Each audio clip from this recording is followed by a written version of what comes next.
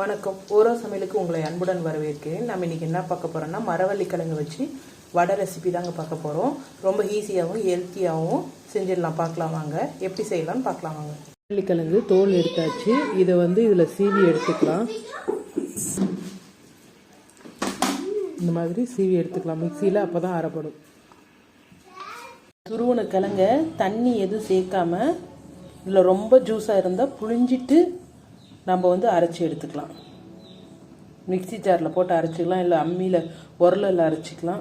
உங்களுக்கு எந்த வசதியோ அதில் அரைச்சி எடுத்துக்கலாம். தண்ணி எதுவும் சேர்க்காம நெய்ஸாக நல்லா சின்ன மிக்சி ஜாரில் போட்டு அரைச்சிருக்கேன். அப்பவும் பாருங்கள் கொஞ்சம் தண்ணி வந்திருக்கு.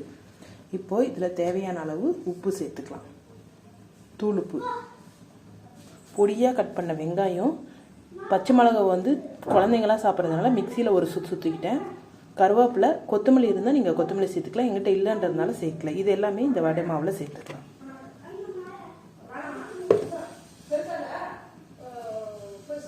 இது கொஞ்சம் கொல கொலன்னு இருக்கிறதுனால பைண்டிங்காக கொஞ்சமாக அரிசி மாவு சேர்த்துக்கலாம். ஒரு கை அரிசி மாவு சேர்த்துட்டு நல்லா கலந்துக்கலாம். எண்ணெய் நல்லா காஞ்ச உடனே சின்ன சின்ன உருண்டைகளாக எடுத்து வடை போல கட்டி போட்டுக்கலாம்.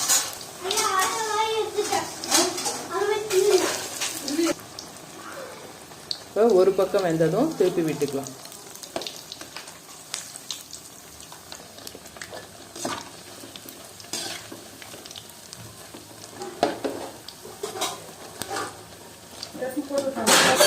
நல்லா வெந்துருச்சு. இப்போ இதை எடுத்துடலாம்.